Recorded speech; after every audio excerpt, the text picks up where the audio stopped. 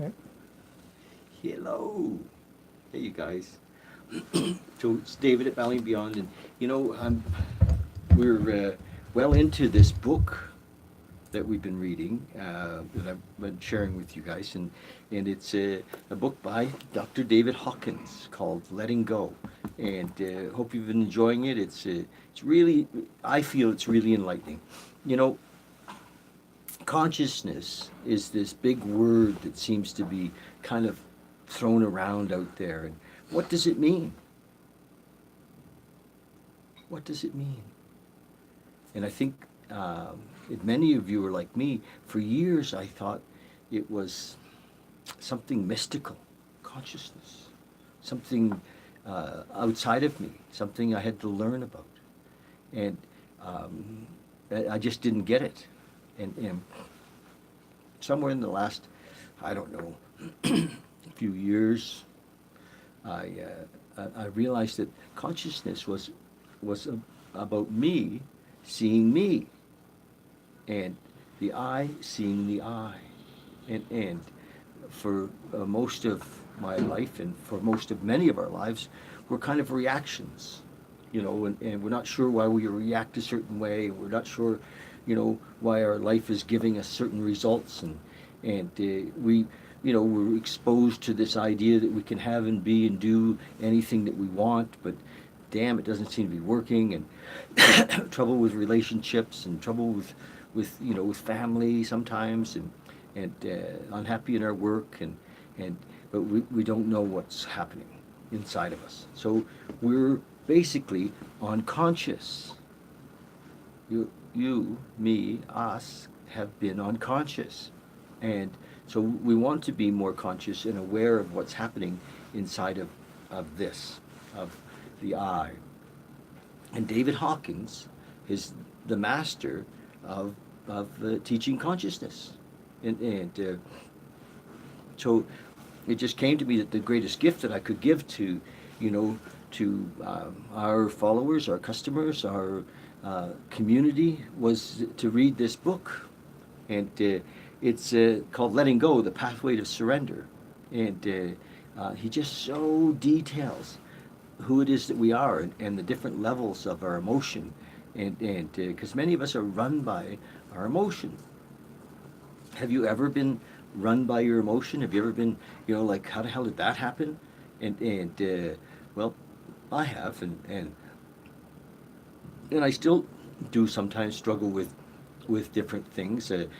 I rarely find myself being angry anymore, which is fine.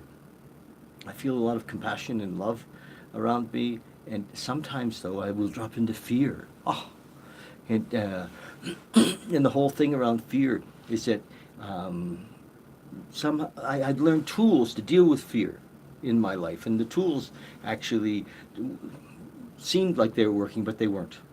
They weren't working because fear is often us projecting a outcome of something that's about to happen or may happen. And it's hard to say whether the feeling of fear comes first and the thoughts come next, or the thoughts come and then the feeling comes, but we can feel it coming up. And Hawkins teaches us how to let go of it, how to surrender to it, as opposed to manage it. I don't know about you guys, but I've realized that it's not manageable by me. I have to surrender. And in my case, I use the concept of a higher power, and I surrender to that higher power. You can surrender to the moment if you like, and because that's, of course, where the higher power is. If there is a higher power in your life, he's only to be found in the moment. And so consciousness allows us to do that. And so that's why I'm reading this. I want to share this gift of consciousness, and I encourage you to buy this book. And I also have a book list of other books that I think that lifelong learning is so important, no matter where you are in your life, that the world can change around you with new information. Awareness is power, and so Hawkins, his first book was called Power versus Force, and he's written quite a few since, and I've been fortunate enough to read them all. It's a great time that we're in, that we can read the works of enlightened individuals, and Hawkins was one of those guys. So I'm going to read a little bit right now. We've gone over a whole bunch of stuff with emotions. He says we deal with them often by repressing them, or suppressing them, or acting out, of them, and so he's teaching us how to let go, and through awareness, we can move through emotions. And I've been in his scale, we've been through some of the lower. We've been through grief. We've been through apathy and depression. We talked about grief. We talked about fear, and after fear, we went into desire. And he talked about desire is actually the thing that keeps stuff away. What we're doing with desire, and the Buddha said, to let go of all desire. Desire is what keeps us in misery, wanting something to be different or wanting something. And the doc talks about desire is basically telling our subconscious mind, telling the universe that we don't have it. And the universe just continues to give us what we're asking for. And in a way, when we're desiring something, we're saying, I want, and I want actually keeps it away. And I've read already most of that in this chapter, but on page 118, in the chapter on desire, the subtitle is The Power of Inner Decision. So bear with me as we spin through the last of this chapter on desire. These are not philosophical positions, but practical processes that can be proven through experience. It is easy to experiment with these concepts and watch the automatic results take place. Because of the mind's tendency to want to attribute credit elsewhere, other than to the power of our own consciousness, it is good to keep a diary, to write down goals that we would really like to achieve, and then check them off and make follow-up notes. Why? Because it will take a while before we believe that it is truly our own power that is accomplishing these ends. So he's basically saying that our subconscious mind, our unconscious mind, or our connection to oneness, to the higher self, is a very powerful connection, and it's and we can really have and be and do whatever we want on the planet, as long as we're not coming from a place of not having it. And he explains that. There is an interesting example of the denial of inner power. A man who was desperate for a job and pretty frantic about it was instructed about how to apply the letting go technique to his job situation. Because he was of a religious nature, he was advised to forget about getting a job, to turn it over to God, and to surrender his desire in the matter while staying open to what might happen. A week later, he recounted, the day I surrendered, so a week later, he recounted, the day that I surrendered, wanting a job, nothing happened. Then I got a long-distance phone call from my brother-in-law, and I'm going to be joining his firm. If it wasn't for my brother-in-law, I never would have gotten a job. It's a good thing I didn't wait for God. It's interesting, eh? This is a good example of what the mind has a tendency to do. It was his own surrender, of course, that brought in the call from his brother-in-law. He was so frantically desired the job that the desire was blocking the fulfillment of that goal. And when he let go of wanting a job, it quickly appeared within 24 hours. But the propensity of the mind to disown one's own power and project it elsewhere into the world. But the propensity of the mind is to disown one's own power and project it elsewhere into the world. This is why people, in their own estimation, think they are powerless. This is why people, in their own estimation, think they are powerless. They have the power, but they have merely projected it onto external forces. We are all powerful beings who have become unconscious of our own power. So consciousness is to become conscious of the power. We have denied and projected it onto others out of guilt and our own sense of smallness. The majority of what happens in our lifetime is the result of some decision we have made somewhere in the past, either consciously or unconsciously. Because this is so, it is very simple. Because this is so, it is very simple then to see our past decisions by looking at our life and tracking backwards. This principle is demonstrated by a woman who came for psychotherapy. She needed treatment because, in her words, my relationships never work out. She had one unsatisfactory love affair after another.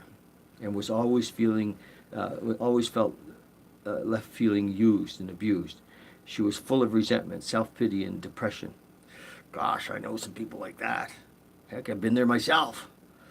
The problem, of course, was given in her opening sentence. My relationships never work out. I guess we have to be careful what we say. Earl said yesterday, or we have to be careful what we ask for. I think we have to be careful all the time. Consciousness. Speak amazing things into the planet. Okay. Because we deny the power of our own mind, we don't see the glaringly obvious. It is very curious how we have become so unaware. Here's a woman who has the answer sitting right there, but she does not see that it is the answer. She really doesn't see the power of her own belief system. Our mind is so powerful that if we hold in mind a single thought, such as, my relationships never work out, then that is most likely what's going to happen in life. Our unconscious genie, which can only take orders and never make decisions, sees to it that our relationships don't work out. Damn! The old unconscious genie just takes orders.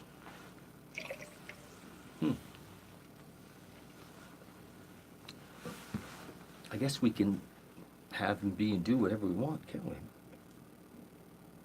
Wow.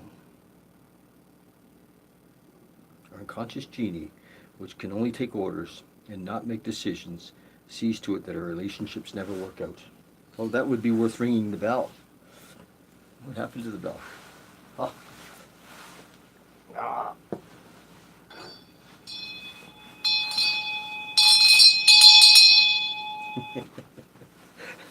Ching. That's a big one. Of course, she gets a lot of payoffs from her disappointing relationship history. She got to experience self-pity, resentment, jealousy, envy, and all those gratifications that a small self feeds on endlessly. If we look at the small part of ourselves, we will see that this is the kind of thing in which it just loves to wallow. The small self glorifies in how miserable life is, how tough luck is, how rotten our experiences have been, how mean people have been to us. Just kidding. How mean people have been to us. But we pay a big price when we listen to this set of programs. Damn. The corollary is obviously true. That would be like the opposite. If our mind, by its decision, has the power to make negative things happen in our life, then it has equal power in the opposite, positive decision direction. We can choose all over again. This time we can choose the positive. We can cancel the old programs. We can do that by beginning to relinquish the gratification we were getting out of negative payoffs. Damn. Now that we're looking at the subject a bit, we can come up with the term that most aptly describes this set of emotions. Oh my gosh. We can come up with a term that most aptly describes this set of emotions. Selfishness. The mere use of this word instantly sets up a resistance due to guilt. We will feel guilty because of selfishness. We all feel guilty because of selfishness. This puts us in an impossible position because in order to carry out what the world has taught us, we have to indulge in the very thing for which it then condemns us, selfishness. To look at the subject, let's first make a decision that we are not going to beat ourselves up about it and get into a self-indulgence of guilt. That's what guilt is, really, isn't it? Self-indulgence. Instead, let's look at the term selfishness as merely describing the collective motivations and modes of operation of a small self that is a genetic aspect of the mind, which, due to our own naivety,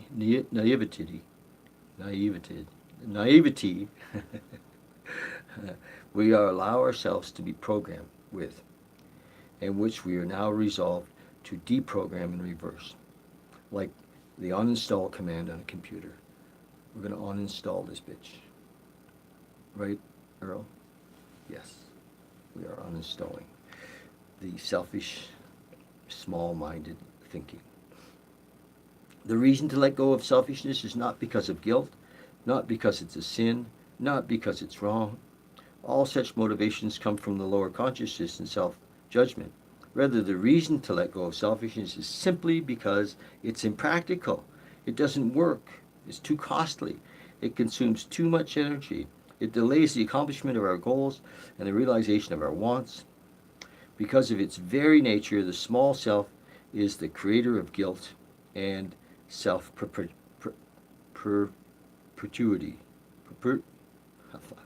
And it's self-perpetuator.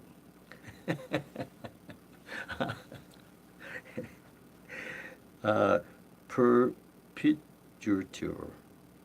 That is, out of guilt we strive to accomplish and achieve success. Out of guilt we strive to achieve and accomplish success. Then, when we achieve success, we feel guilty because we have it. There's no winning of the guilt game. The only solution is to give it up and let it go. Our mind would like to make us think that guilt is laudatory, and that the guilt mongers of the world love to make an idol of it. Which is more important, to feel guilty or to change for the better? If somebody owes us money, would we rather they feel guilty about it or pay us the money? If we intend to feel guilty, we should at least consciously choose it instead of being unwittingly run by it.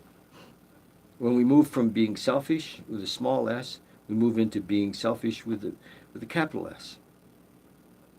We move from our smaller self to a greater self. We move from weakness to power, from self-hatred and bitterness to lovingness and harmony. We move from strife to ease, from frustration to accomplishment. In summation, then, instead of the motivation of selfishness and desire, we can much more effortlessly bring into our lives that which we want by envisioning what we wish to have happen. We can do this by declaration of our intention, by acceptance, by decision, and by the act of consciously choosing. Wow. Page 122. So we're at the end of desire, and the next chapter, chapter 8, is on anger, and I'm sure interested in reading about that. I just want to read one more little thing to you before we go. I love this piece, and we'll see how this piece fits into what he's just written. This was written years before, almost 100 years before, by Napoleon Hill. And it's in his book, Think and Grow Rich. I think it's page 37 or 36 in Think and Grow Rich. And it's the self-confidence formula. And it's easy. I'm just going to read it to you because I have read it hundreds and hundreds of times. Self-confidence formula by Napoleon Hill out of Think and Grow Rich. First, he says, I know that I have the ability to achieve the object of my definite purpose in life. Therefore, I demand of myself persistent, continuous action towards its attainment. I here now promise to render such action. So that's interesting. He has a goal, and he's actually saying that he's going to be persistent in it. And second, I realize that the dominating thoughts of my mind will eventually reproduce themselves in outward physical action and gradually transform themselves into physical reality. Therefore, I'll concentrate my thoughts for 30 minutes daily upon the task of thinking of the person I intend to become, thereby creating in my mind a clear mental picture of that person. That's sweet. Third, I know through the principle of autosuggestion, any desire that I persistently hold in my mind will eventually seek expression through some practical means of attaining the object back of it. Therefore, I'll devote 10 minutes daily to demanding myself the development of self-confidence. Fourth, I've clearly written down a description of my definite chief aim in life, and I will never stop trying till I shall have developed sufficient self-confidence for its attainment. Fifth, I fully realize that no wealth or position can long endure unless built upon truth and justice. Therefore, I'll engage in no transaction which does not benefit all whom it affects. I'll succeed by attracting myself the forces I wish to use and the cooperation of other people. I'll induce others to serve me because of my willingness to serve others. I will eliminate hatred, envy, jealousy, selfishness, and cynicism by developing love for all humanity. Because I know that a negative attitude towards others can never bring me success. I'll cause others to believe in me because I will believe in them and in myself. Hoorah! So I like that. It varies a little from what Dr. Hawkins is saying, but really not much, you know. So anyway, thanks for sticking with us. Tomorrow we're on page 123, 123, and we're going to read about anger. And yeah, we're not quite halfway through this book. I'm loving, enjoying reading it. It's going to take us another couple of weeks, I think. Okay, cheers, you guys. Love it if you. A couple of quick things. I'd love it if you follow us on subscribe to us on YouTube. We're building an audience there, and we enjoy that. Also, it's really helpful if you make comments on this, as I'm reading it, or any time when you see it, make a comment and say stuff. It helps with the algorithms and that kind of thing. And Ask questions. yes, yeah, that's right. Earl's just saying, or James actually was just saying that you can ask questions. We'd love it if you ask questions. We'll see what we can do to answer them or where we can refer them to. Also, the book that I'm reading, both the Think and Grow Rich and Letting Go, you can get through our links to Amazon. And we have a Patreon page if you like what we're doing and you want to support our vision of creating, awareness and awakening and consciousness on the planet. You could join us as a patron through Patreon. And I think that's it. I want to show you these. These are friggin' amazing. We think that meditation is part of the recipe, and we want to help you create a meditation space. So consciousness, I think, comes, really out of meditation, out of lifelong learning, out of helping others, serving the community, and carrying a message of love to the community. But these are smoking, and I've got tons of these, and I've got little altars that go with them. Check on our page. We'll have a link on there for that, and that would help too, because we have the practical to look after. If you can't come into our store, if you're out of town, if you're somewhere, just go on our website and have a look around, and you order it, we'll ship it. Okay, love you guys. Thanks so much. I don't know if you're getting anything out of that book, but I sure am. I've read it lots, but never out loud. And so thanks for tuning in. Love you. Cheers. Bye.